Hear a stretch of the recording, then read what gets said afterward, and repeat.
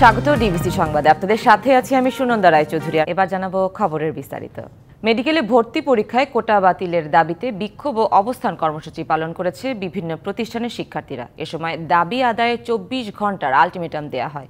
দাবি পূরণ না হলে আজ সকাল 11টা থেকে সারা দেশে আন্দোলনের ডাক দেয় তারা। রবিবার রাত 10টায় মেডিকেলে ভর্তি পরীক্ষায় অযৌক্তিক কোটা বাতিল ও মেডিকেল পরীক্ষার ফলাফল পুনঃপ্রকাশের দাবিতে বিক্ষোভ মিছিল করে ঢাকা কলেজের শিক্ষার্থীরা। মিছিলটি সায়েন্স ল্যাব নীলক্ষেত ঘুরে ঢাকা কলেজের প্রধান গেটের সামনে এসে শেষ হয়। এ সময় শিক্ষার্থীরা ক্ষোভ প্রকাশ করেন। ফ্যাসিস্ট সরকারের মতো আমাদের এই জনতার সরকার আবার কোটা প্রথা ফিরিয়ে এনেছে। এই সরকারের কাছে চাই কোনো প্রকার পোষ্য কিংবা অসঙ্গতিপূর্ণ অযৌক্তিক মুক্তিযুদ্ধ কোটা থাকবেন। ঢাকা মেডিকেলের 2024-25 সেশনের ভর্তি পরীক্ষার ফলাফল প্রকাশের পর কোটার বিরুদ্ধে শহীদ মিনারের শিক্ষার্থীদের বিক্ষোভে অংশ নেয় ঢাকা মেডিকেল, ঢাকা বিশ্ববিদ্যালয় সহ বিভিন্ন প্রতিষ্ঠানের শিক্ষার্থীরা। শিক্ষার্থীরা জানান, কোটা থাকায় অনেক কম নম্বর পেয়েও সুযোগ পায় অনেকে। এই মেডিকেলের যে কোটা সিস্টেমটা চালু রাখা হয়েছে সেটা সম্পূর্ণ একটি বৈষম্যমূলক কোটা। 40 মার্ক পেয়ে মেডিকেলে চান্স পাওয়া যায় আর 73 মার্ক পেয়েও মেডিকেলে চান্স হয় না। বিক্ষোভকারীরা কোটা প্রথাকে জুলাই আন্দোলনের সঙ্গে বেইমানি বলে ক্ষোভ প্রকাশ করেন।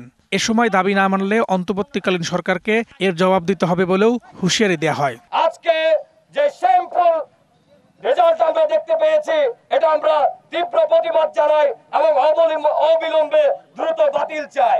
মেডিকেলে শুধুমাত্র যোগ্যদেরই জায়গা হবে, কোনো অযোগ্য ছাত্র অথবা ছাত্রীর মেডিকেলের জায়গা হবে না। একই দাবিতে সোমবার দেশজুড়ে আবারও বিক্ষোভের ঘোষণা দিয়ে কর্মসূচি শেষ করে তারা। Farhaduzzaman, DBC news, Dhaka. রাজধানীর মিরপুর 6 নম্বরে প্রশিকার মোড়ে বাটার শোরুমে রাতে আগুন লাগে। রবিবার রাত 11:30টার পরে আগুন লাগে বলে জানায় প্রত্যক্ষদর্শীরা। 3.5 ঘন্টার চেষ্টায় আগুন নিয়ন্ত্রণে আনে ফায়ার সার্ভিসের 6টি ইউনিট। প্রচণ্ড ধোঁয়ার কারণে আগুন নেভাতে বেগ পেতে হয় বলে জানায় ফায়ার সার্ভিস। আর বাটার শোরুমের ম্যানেজার প্রাথমিকভাবে জানান, শোরুমটিতে প্রায় 2.5 কোটি টাকার মালামাল ছিল। আবারও আগুনে পুড়ল একাধিক মানুষের স্বপ্ন। এবারের আগুন মিরপুর 6 প্রশিকার মোড়ে জুতার ব্র্যান্ড বাটা শোরুমে। প্রত্যক্ষদর্শীরা জানান, রোববার রাত 11:30টার পর কোনো এক সময়ে শোরুম থেকে ধোঁয়া বের হতে দেখেন তারা। শোরুম উপরে হচ্ছে পিৎজা স্টার নামে একটা রেস্টুরেন্ট আছে, আর তার উপরে হচ্ছে লাভা লাঞ্চ নামে আরেকটা রেস্টুরেন্ট আছে, পাশে হচ্ছে শর্মাটা মস্কো। আমরা যখন টের পাইছি তখন অনেক দূর পুড়ে গেছে, মনে করেন 11টার দিক এরকম হবে। আমার মনে হয় এর আগে তো কারেন্টের থেকে শর্ট শীতে লাগছিল, আর সেটার থেকে হইতে পারে, আমি তো সরি জানি না। রাত 11:55 আগুন লাগার খবর পায় ফায়ার সার্ভিস। প্রথম ইউনিট ঘটনাস্থলে পৌঁছায় রাত 12:02। তারপর 3টি ইউনিট কাজে যোগ দেয়। পরে যোগ দেয় আরও 3 ইউনিট। চামড়া, রাবারের জুতা এবং আরও অনেক কাগজের কার্টুন থাকায় আগুন নিয়ন্ত্রণে আনতে লেগে যায় 3 ঘন্টারও বেশি সময়। ঘটনাস্থলে আসেন ভবন মালিক ও বাটা শোরুমের ম্যানেজার। মানুষ এসে বলতেছে আপনাদের এখানে ধোঁয়া বেরোতেছে। তখন আমরা ফায়ার সার্ভিসকে ফোন দিয়ে নিচে নেমে আসি, সবাই এক কাপড়ে নেমে আসি। 2.5 কোটি টাকারও উপরে প্রোডাক্ট ছিল। তারপর আমাদের ফার্নিচার ভ্যালু আছে। প্রায় 3.25 ঘন্টা পর আগুন নিয়ন্ত্রণে আসার তথ্য জানায় ফায়ার সার্ভিস। তবে তাৎক্ষণিকভাবে আগুন লাগার কারণ ও ক্ষয়ক্ষতির পরিমাণ জানতে পারেনি ফায়ার সার্ভিস। রাবার থেকে কার্বন মনোক্সাইড গ্যাস সৃষ্টি হয়। আগুনের সূত্রপাত এখনো আমরা বলতে পারবো না, হয়তো বা বৈদ্যুতিক গোলযোগ কারণে হইতে পারে আগুনটা। মালিক কর্তৃপক্ষ এখনো বলে নাই যে কত টাকার মালামাল ছিল। তারা বলছিল যে ঈদের জন্য প্রস্তুতি হিসাবে অনেক টাকার মাল নিয়ে আসছে। শোরুমের আগুন নেভাতে এত সময় লাগায় আক্ষেপ জানায় উৎসুক জনতা। Farhana Juthi, DBC news, Dhaka. দক্ষিণ সিটি কর্পোরেশনের ড্রেনেজ ব্যবস্থা উন্নয়ন ও রাস্তাঘাট সংস্কারের ভুল পরিকল্পনায় ভোগান্তিতে পড়েছেন নগরবাসী। পুরান ঢাকার সূত্রাপুরের ঠিকাদার দ্রুত কাজ শেষ করার কথা বললেও তা বাস্তবায়িত হয়নি। উল্টো এলাকাবাসীর কাছ থেকে টাকা নেওয়ার অভিযোগ রয়েছে ঠিকাদারের বিরুদ্ধে। পুরান ঢাকার বেশিরভাগ সড়কই সরু এবং জরাজীর্ণ। সেই সড়কে আবার ড্রেনেজ ব্যবস্থার উন্নয়ন করতে গিয়ে সুয়ারেজের লাইনের সঙ্গে মিলে যাওয়ায় পড়তে হচ্ছে বাড়তি সমস্যায়। অভিযোগ উঠেছে, প্রায় 2 কোটি টাকা বাজেট থাকলেও সরকারি কাজে এলাকাবাসীর কাছ থেকেও নেওয়া হয়েছে বাড়তি টাকা। তারপরও ঠিকমতো কাজ করেননি ঠিকাদার।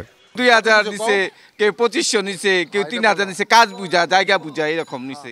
না, ওরা কোনো ব্যবস্থা নেই কোনো মেন লোক দেখি না। এসব ড্রেনে পড়ে অনেকেরই আহত হওয়ার ঘটনাও ঘটেছে। রাস্তা কাটায় সব স্লিপ করা পড়েছি, পড়া হাত ভাঙছে।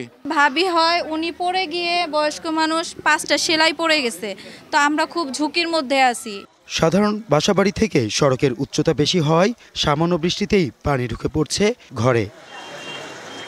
ড্রেনেজ ব্যবস্থা উন্নয়নের নামে পরিকল্পনাহীন এমন কাজের কারণে পয়ঃবর্জ্য সহ নানা আবর্জনা রাস্তায় উপচে পড়ায় দুর্ভোগ বেড়েছে দ্বিগুণ। এমনকি সিটি কর্পোরেশনকে চিঠি দিয়েও মিলছে না কোনো সুরাহা। কাজ করায় টাকা দেয় তাদেরকে, এই জন্য কিছুদিন ফালাতে হয়ে গেল, এই আমরা ভোগান্তি।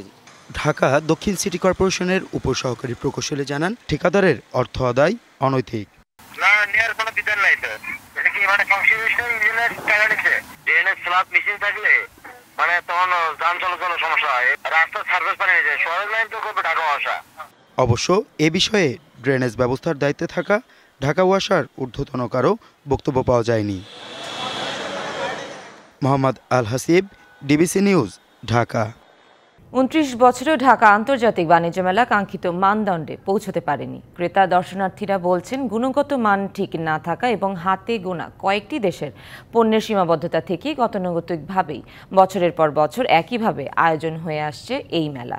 তবে পরিবারের সাথে ভালো সময় কাটাতে বাণিজ্য মেলা একটি উদযাপনের জায়গা, তাই প্রতি বছরই নিয়মিত আসেন বহু ক্রেতা। বাণিজ্য মেলা যেন মিলন মেলা বহু মানুষের কাছে। ঢাকার অদূরে পূর্বাচলে হওয়ায় পরিবার পরিজন নিয়ে একটি ভালো সময় কাটানোর পাশাপাশি কেনাকাটাও করতে পারছেন দর্শনার্থীরা। বাণিজ্য মেলার বয়স প্রায় 3 দশকের দ্বার প্রান্তে। মেলায় যেসব পণ্যের সমাহার এবং তার দামের তুলনায় গুণগত মান, তাতে কোনো পরিবর্তন দেখেন না ক্রেতা। এমনকি নেই কোনো নতুনত্ব। ক্রেতারা বলছেন, আন্তর্জাতিক মানদণ্ডের অনেক পেছনে এখনো এই মেলা। ওই রকম নতুনত্বের কোনো কিছু এখনো চোখে পড়ে নাই। আর ইন্টারন্যাশনালি আরও বিভিন্ন দেশে ওয়ার্ল্ড ট্রেডগুলো হয়, ওই দৃষ্টিভঙ্গি থেকে যদি আমরা বিবেচনা করি তাহলে এখন পর্যন্ত বহুত পিছাই আছে। দেখতে পাই না প্রতিবারের মতো এবারও এরকমই, গত বছর যা আসছিলাম এবারও তাই দেখতেছি, কিন্তু তুলনামূলকভাবে প্রাইসটা অনেক ওভার। এ বছরও ভারত, পাকিস্তান, থাইল্যান্ডের মতো হাতে গোনা কয়েকটি দেশের মধ্যেই সীমাবদ্ধ বিদেশি পণ্যের প্যাভিলিয়নগুলো। তার অধিকাংশই দেশি উদ্যোক্তাদের দখলে।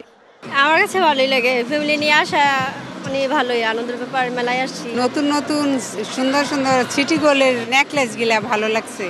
মেলায় পণ্যের দাম বেশি এমন অভিযোগ বরাবরের মতোই, যদিও তার ব্যাখ্যা দিচ্ছেন বিক্রেতারা।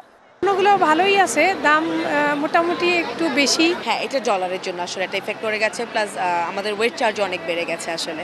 তখন মানে 1500-1600 টাকা করেছিল, এখন 1800, 1900, 2200 টাকাও। বিক্রেতারা বলছেন, শুক্র ও শনিবারেই বিক্রি সন্তোষজনক, তবে গত বছরের তুলনায় এবছর বেচাকেনা ভালো। Meheromoni, DBC news, Dhaka. World Economic ফোরামের সম্মেলনে যোগ দিতে আজ সুইজারল্যান্ড যাচ্ছেন প্রধান উপদেষ্টা ডক্টর মোহাম্মদ ইউনূস। 4 দিনের সফরে রাত 1টায় জেনেভার উদ্দেশ্যে ঢাকা ছাড়ার কথা রয়েছে তার। সম্মেলনে বাংলাদেশ বিষয়ে একটি সংলাপ হবে। সেখানে গুরুত্বপূর্ণ ব্যবসায়ী প্রতিনিধি এবং বিভিন্ন আন্তর্জাতিক প্রতিষ্ঠানের প্রধান নির্বাহীরা অংশগ্রহণ করবেন। বিনিয়োগে আস্থা বাড়াতে প্রথমবারের মতো ওয়ার্ল্ড ইকোনমিক ফোরামে বাংলাদেশ বিষয়ে একটি সংলাপ আয়োজন করতে যাচ্ছে। আজ শহীদ আসাদ দিবস। স্বৈরাচার আইয়ুব খানের পতনের দাবিতে মিছিল করার সময় 1969 সালের 20 জানুয়ারি পুলিশের গুলিতে নিহত হন আসাদ। গণ আন্দোলনের অন্যতম প্রতিকৃত তৎকালীন পূর্ব পাকিস্তানের 3 শহীদদের একজন নরসিংদীর শিবপুর উপজেলার আসাদ। তিনি ঢাকা বিশ্ববিদ্যালয়ের ইতিহাস বিভাগে MA শেষ বর্ষের ছাত্র ছিলেন। 1969 সালের 4 জানুয়ারি ছাত্রদের 11 দফা দাবির সঙ্গে একাত্মতা পোষণ করে ছাত্র সংগঠনের নেতারা, যাতে প্রধান ভূমিকা রাখেন শহীদ আসাদ। 20 জানুয়ারি দুপুরে ছাত্রদের নিয়ে চাংখারপুল এলাকায় মিছিল নিয়ে অগ্রসর হচ্ছিলেন আসাদুজ্জামান।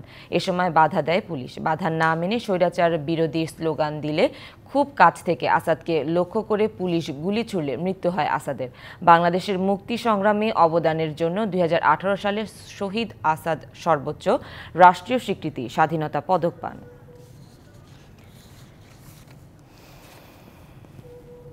অভিমান, প্রেম, পড়াশোনার চাপ, পারিবারিক দ্বন্দ্ব ও মানসিক অস্থিরতায় গেল বছর ৩১০ শিক্ষার্থী আত্মহননের শিকার হয়েছেন। এর মধ্যে ৪৬.১% মাধ্যমিক স্তরের শিক্ষার্থী। ছাত্রীদের মধ্যে আত্মহত্যার প্রবণতা বেশি, এ হার ৬১%। বিশ্লেষকরা মনে করেন অনিয়ন্ত্রিত আবেগ ও তুলনামূলক দুর্বল মানসিকতার কারণে শিক্ষার্থীরা সহজে হতাশায় ডুবে এ পথে পা বাড়াচ্ছে। পত্রিকার পাতা খুললে কিংবা সামাজিক যোগাযোগ মাধ্যমে অহরহই চোখে পড়ে আত্মহত্যার খবর। যে কোনো বয়সের, যে কোনো শ্রেণীর মানুষের মধ্যে সাধারণত যারা হতাশা ও বিষণ্ণতা থেকে বের হতে পারেন না, তারাই বেছে নেন আত্মহত্যার পথ। এই অন্ধকার চক্রের বেশি শিকার শিক্ষার্থী ও কিশোর কিশোরীরা। আঁচল ফাউন্ডেশনের জরিপ বলছে ২০২৩ সালে ৫১৩ জন আর ২০২২ সালে আত্মহত্যা করে ৫৩২ শিক্ষার্থী, আর ২০২৪-এ এর সংখ্যা ৩১০। গত বছর সবচেয়ে বেশি আত্মহত্যার প্রবণতা দেখা যায় স্কুলগামীদের মধ্যে ৪৯.৪%। কলেজ পর্যায়ে যা ছিল ৪.২%, আর বিশ্ববিদ্যালয় পর্যায়ে ১৭.৭৪, যা মাদ্রাসার শিক্ষার্থীদের সংখ্যায় ছিল ৬.৮%। রাজনৈতিক অস্থিরতার কারণে আত্মহত্যার সংবাদ গণমাধ্যমে গত বছর কম এসেছে বলে মত আঁচল ফাউন্ডেশনের। তাদের জরিপ অনুযায়ী আত্মহত্যা করা শিক্ষার্থীর মধ্যে সবচেয়ে ঝুঁকিপূর্ণ কিশোর কিশোরীরা। পুরা বিশ্বের স্ট্যাটিস্টিক্সটা দেখি যে সুইসাইড রেট, তখন আমরা দেখি যে ছেলেদের আত্মহত্যার সংখ্যা আপনার বেশি থাকে, কিন্তু বাংলাদেশে আমরা দেখছি যে ছেলেদের থেকে মেয়েদের আত্মহত্যা শুধু বেশিই নয়, একদম আপনার 20% প্লাস করে বেশি। বিশেষজ্ঞরা বলছেন আত্মহনন শুধু একটি পরিবার বা শিক্ষাঙ্গনের শোকের কারণ হলেও এটি শিক্ষা ও মানসিক স্বাস্থ্য ব্যবস্থার বড় ধরনের ফাঁকফোকরের ইঙ্গিত। সচেতনতা আনাটা দরকার। যখন আমার মনের যত্ন নেওয়া হচ্ছে না, সো সেটা আমরা বলি সেলফ এবং কালেকটিভ কেয়ার, নিজের যত্ন এবং আপনার পরিবারের চারপাশের মানুষের যত্ন। স্কুলে টিচার হিসেবে আপনার নিজের মনের যত্ন এবং আপনার স্টুডেন্টদের মনের যত্ন সবগুলো কিন্তু ইম্পর্টেন্ট। শিক্ষার্থীদের আত্মবিশ্বাস, আবেগ নিয়ন্ত্রণ, সিদ্ধান্ত গ্রহণ এবং সমস্যা সমাধানের দক্ষতা উন্নয়নে নিয়মিত কর্মশালা পরিচালনা করার কথা বলছেন বিশেষজ্ঞরা। Sultana Swarna, DBC news, Dhaka. চাঁপাইনবাবগঞ্জের চৌকা সীমান্তে ভারতীয়দের সাথে সংঘর্ষে নষ্ট হয়েছে বাংলাদেশিদের বিপুল জমির ফসল। ক্ষতির মুখে পড়েছেন অনেক কৃষক, আতঙ্কে যেতে পারছেন না জমিতে। ক্ষয়ক্ষতি নিরূপণ করে ব্যবস্থার আশ্বাস দিয়েছে কৃষি বিভাগ। সামনে এমন পরিস্থিতি এড়াতে সতর্ক থাকার কথা জানিয়েছে বিজিবি। গত শনিবার সকালে চাঁপাইনবাবগঞ্জের চৌকা সীমান্তে গম কাটা নিয়ে উত্তেজনার শুরু।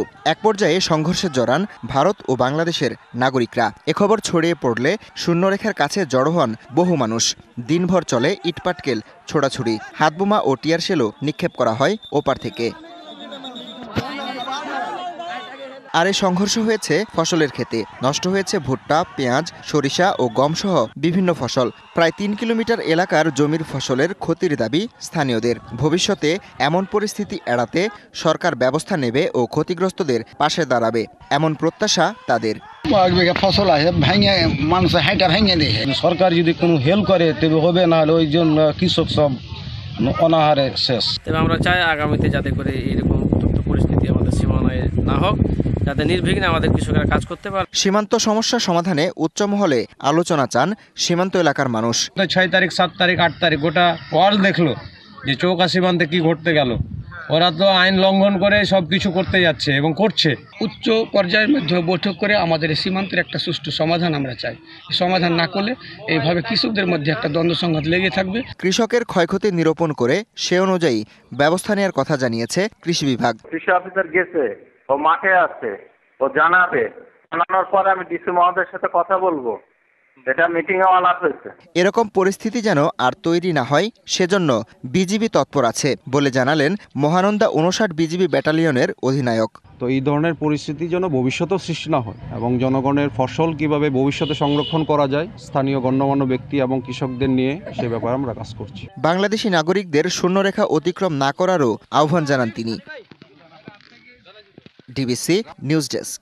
ষাটের দশকে নির্মিত দেশের অন্যতম বৃহৎ সেচ প্রকল্প গঙ্গা কপোতাক্ষ জিকে প্রকল্পের খালগুলোর নাজুক অবস্থা।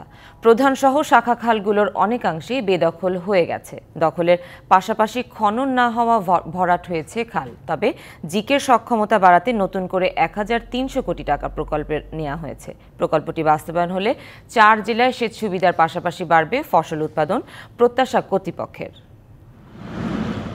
কুষ্টিয়ার ভেড়ামারায় শুরু হওয়া গঙ্গা কপোতাক্ষ সেচ প্রকল্পের প্রধান খালটির দৈর্ঘ্য ১৯৩ কিলোমিটার। পাশাপাশি প্রকল্পের আওতায় আছে ৪৬৭ কিলোমিটারের শাখা খাল। তবে কৃষিকাজ ত্বরান্বিত করতে নেয়া সেচ প্রকল্পের এই খালগুলোর অনেক অংশই দখল করে নির্মাণ করা হয়েছে ঘরবাড়ি সহ বিভিন্ন স্থাপনা।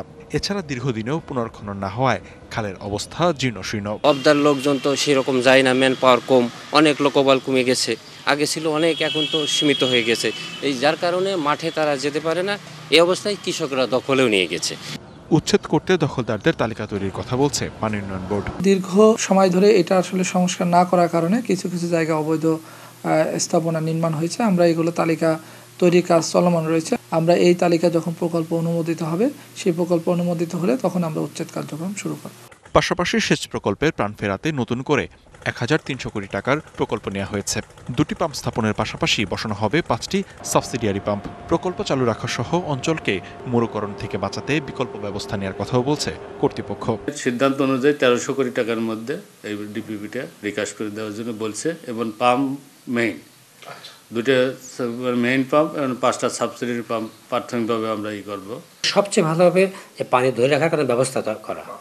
তো সে প্রেক্ষিতে গঙ্গা ব্যারেজ নামে একটা প্রকল্প আমাদের নেওয়ার কথা ছিল, হয়তো বিভিন্ন কারণে সম্ভব হয়নি। তবে এটা নিতে পারলে নিঃসন্দেহে অত্র এলাকা এবং আমাদের দেশের জন্য মঙ্গলজনক হবে। জিকে প্রকল্পের আধুনিকায়ন হলে খরাপ্রবণ ৪ জেলায় ফসল উৎপাদন বৃদ্ধির পাশাপাশি রোধ করা যাবে পরিবেশ বিপর্যয়ে, এমন আশা সংশ্লিষ্টদের। DBC news desk. ২০২৪-২৫ মেডিকেল ভর্তি পরীক্ষায় প্রথম হয়েছেন খুলনার সুশোভন বাছার। মেধাবী সুশোভনের ছোটবেলা থেকেই স্বপ্ন ছিল চিকিৎসক হয়ে গরিব দুস্থদের সেবা করবেন। ছেলের স্বপ্ন পূরণে শিক্ষকতা পেশা ছেড়েছিলেন সুশোভনের মা।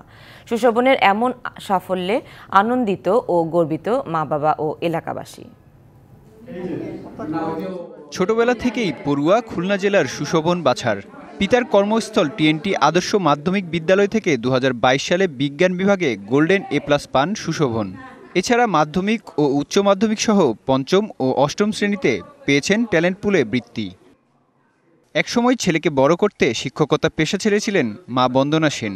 মেডিকেল কলেজ ভর্তি পরীক্ষায় এবার প্রথম হয়েছেন সুশোভন। তার স্বপ্ন চিকিৎসক হয়ে এলাকায় হাসপাতাল নির্মাণ করে গরিব দুস্থদের সেবায় নিয়োজিত করবেন নিজেকে। ছেলের সাফল্যে উচ্ছ্বসিত বাবা মা। আমি ভাষায় প্রকাশ করতে পারছিলাম না যে আমার ছেলে জাতীয় মেধায় ফার্স্ট হয়েছে। তো আমার স্বপ্ন ছিল আমার ছেলে একটা ভালো পর্যায়ে করবে। আজকে তার পরিশ্রমের কারণে আজকের এই পর্যায়ে এসেছে। নিজের স্বপ্ন পূরণে সবার কাছে আশীর্বাদ প্রার্থনা করেছেন সুশোভন। একটা ভালো ডাক্তার, একটা ভালো মানুষ হিসেবে নিজেকে প্রতিষ্ঠিত করার, একটা ভালো দেশ গড়ার, যাতে আমি একটা ছোট কিছু হলেও অবদান রাখতে পারি। আর গরিবদের জন্য একটা আশা আছে আমার, যে আমি একটা আলাদা হাসপাতাল করব। এখন আপনারা দোয়া করবেন। এবার মেডিকেল ভর্তি পরীক্ষায় ৯০.৭৫ স্কোর পেয়ে প্রথম হয়েছেন Sushobhan Bachhar. DBC news desk. ৯০ ফিলিস্তিনিকে মুক্তি দিল ইসরায়েল। স্থানীয় সময় সোমবার ভোরে ইসরায়েলের অফার সামরিক কারাগার থেকে মুক্তি দেওয়া হয় তাদের। রাতভর রামাল্লায় তাদেরকে বরণ করতে অপেক্ষায় ছিলেন স্বজনরা। মুক্তি পাওয়াদের মধ্যে ৬৯ নারী ও ২১ জন কিশোর। সর্বপ্রথম মুক্তি দেয়া হয় পশ্চিম তীরের popular front for the liberation of Palestine PFLP এর নেতা খালেদা জারাকে। কয়েক মাস ইসরায়েলের নির্জন কারাবাসে বন্দী ছিলেন তিনি। এরপর একে একে মুক্তি দেওয়া হয় অন্য বন্দীদের। এদিকে কেরাম সালোম সীমান্তে ৬০০টি ত্রাণবাহীর মধ্যে প্রথম একটি ত্রাণবাহী ট্রাক গাজায় প্রবেশ করেছে। এর আগে রবিবার গাজার আল সায়রা স্কয়ারে বন্দী ইসরায়েলের ৩ নারী জিম্মিকে মুক্তি দিয়েছে ফিলিস্তিনের স্বাধীনতাকামী সশস্ত্র গোষ্ঠী হামাস। যুক্তরাষ্ট্রের ৪৭তম প্রেসিডেন্ট হিসেবে আজ শপথ নেবেন ডোনাল্ড ট্রাম্প। শপথ নেবেন ভাইস প্রেসিডেন্ট জেডি ভান্সও। স্থানীয় সময় সোমবার সকাল ১১টার মধ্যে ক্যাপিটাল হিলে শুরু হবে শপথ অনুষ্ঠান। দুপুরে শপথ গ্রহণ অনুষ্ঠান শেষ হবে হোয়াইট হাউসে। ৪০ বছরে এবারই প্রথম ক্যাপিটাল হিলের ভেতরে করা হচ্ছে আয়োজন। মহা আয়োজনের শুরুতেই থাকছে সঙ্গীতানুষ্ঠান ও উদ্বোধনী বক্তব্য। শপথ অনুষ্ঠান ঘিরে দিনব্যাপী আয়োজন থাকছেন সাবেক প্রেসিডেন্ট, ফেডারেল কর্মকর্তা সহ ট্রাম্প ভক্তরাও। এছাড়া এবারের আয়োজনে উপস্থিত থাকবেন আন্তর্জাতিক সম্প্রদায়ের অনেকে। এরই মধ্যে ওয়াশিংটন জুড়ে বাড়ানো হয়েছে নিরাপত্তা।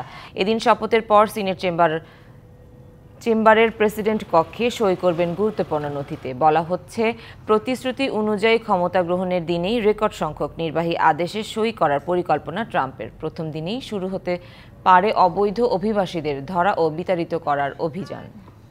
তারুণ্যের উৎসব থেকে বাছাইকৃত প্রতিভাবান খেলোয়াড়দের নিয়ে বছরব্যাপী প্রশিক্ষণের প্রকল্প হাতে নিয়েছে সরকার। উৎসবের অংশ হিসেবে দেশব্যাপী অনূর্ধ্ব ১৫ ফুটবল লিগের লোগো উন্মোচন ও সিলেট পর্বে ড্র অনুষ্ঠান হয়েছে। বাছাইকৃত ফুটবলারদের নেওয়া হবে বাফুফের একাডেমিতে। এসো দেশ বদলাই, পৃথিবী বদলাই, এই স্লোগানে দেশব্যাপী চলছে তারুণ্যের উৎসব। সেই উৎসবে ৪ জানুয়ারি সিলেট থেকে শুরু হয়েছে ফুটবলের কার্যক্রম, যেখানে সম্পৃক্ত করা হয়েছে আদিবাসী কিশোর কিশোরীদের। ২৫ জানুয়ারি দেশব্যাপী অনূর্ধ্ব ১৫ লিগের আয়োজন করছে বাফুফে। জাঁকজমকপূর্ণ আয়োজনে আসরের লোগো উন্মোচন করেন যুব ও ক্রীড়া সচিব। প্রধান উপদেষ্টার কার্যালয়ের নির্দেশনায় আমরা একটি যুব উদ্যোক্তা নীতিমালা প্রস্তুত করেছি।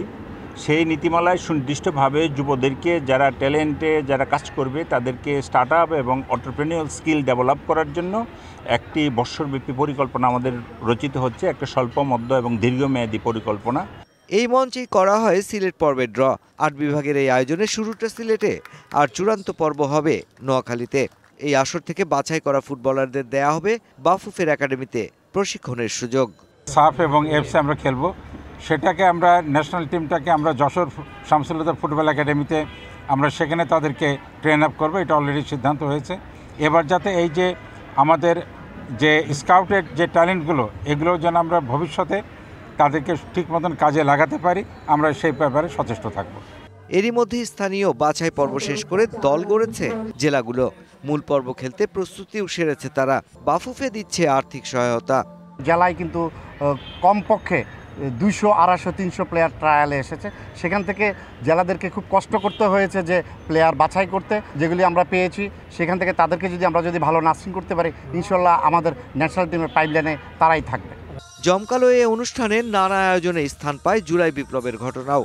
এ সময় সাবজয়ী নারী দল এবং সাবেক ও বর্তমান জাতীয় ফুটবলাররাও উপস্থিত ছিলেন। Mushfiqur Rahman, DBC news, Dhaka. এবার দেখে নেব আজকের জাতীয় দৈনিক পত্রিকাগুলোর প্রধান শিরোনামগুলো। প্রথমেই আমার হাতে আছে প্রথম আলো। গুম গণহত্যায় অভিযুক্ত হলেই নির্বাচনে অযোগ্য, আসছে আইনে প্রস্তাব।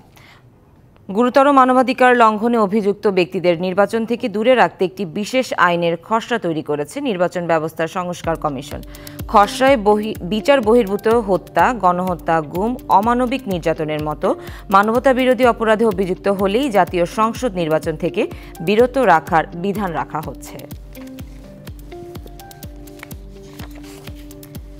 এরপর আছে আমার হাতে সমকাল। সমকালে বলা আছে, সীমান্ত বাণিজ্যে কমিশন চায় আরাকান আর্মি। উদ্বিগ্ন ব্যবসায়ীরা নিশ্চয়তা চেয়েছেন নিরাপদে পণ্য আনা নেওয়ার। বাংলাদেশমুখী পণ্য ভর্তি 4 কার্গো খাউংখালীতে 3 দিন ধরে আটকা। কার্গোতে থাকা সব পণ্য বাংলাদেশি ব্যবসায়ীদের।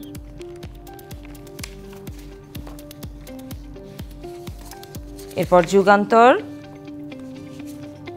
যুগান্তরে আছে, মুমূর্ষ অবস্থায় রাষ্ট্রায়ত্ত জনতা ব্যাংক। 4 ব্যাংকে খেলাপি ঋণ 1,16,000 কোটি টাকা।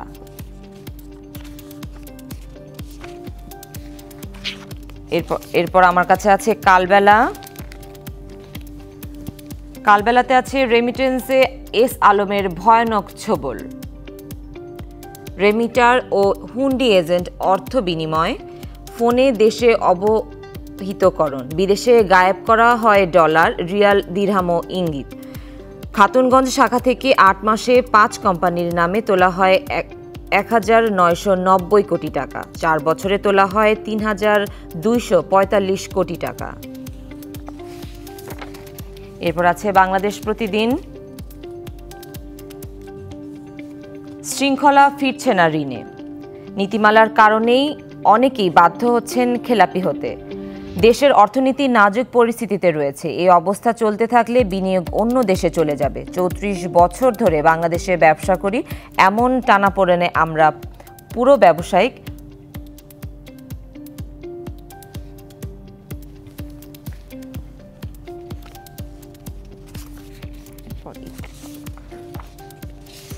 এরপর আমার হাতে আছে ইত্তেফাক। বিচারপতিদের অবসরের বয়স ৭০ করার প্রস্তাব।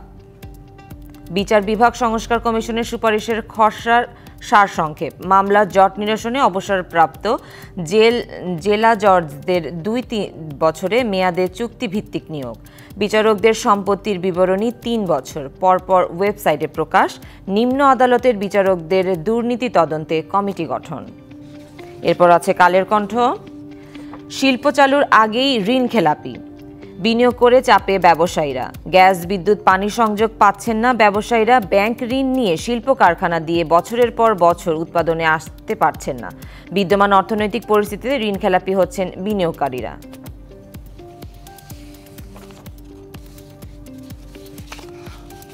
এরপর আমার হাতে আছে বণিক বার্তা। আবারও ভোজ্য তেলের দাম বাড়ানোর প্রস্তাব মিল মালিকদের।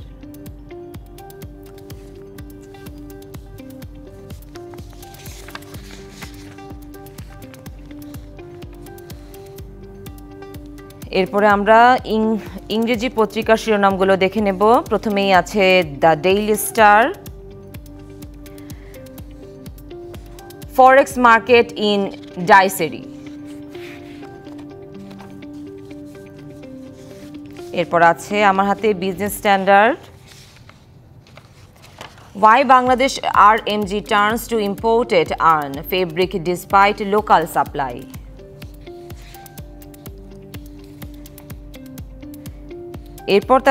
এরপর ডেইলি অবজারভার তাদের শিরোনাম করেছে Trump tax oath today as 47 US president.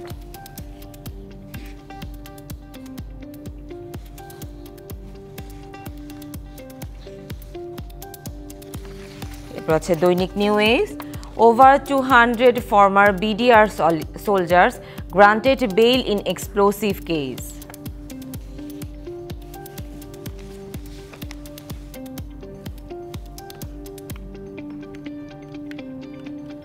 এই ছিল আমার কাছে সংবাদে এখনকার মতো। ডিবিসি নিউজের সংবাদগুলো পড়তে ভিজিট করুন dbcnews.tv আর ভিজিট করুন ডিবিসি নিউজের ফেসবুক পেজ এবং ইউটিউব চ্যানেল। সাথেই থাকুন।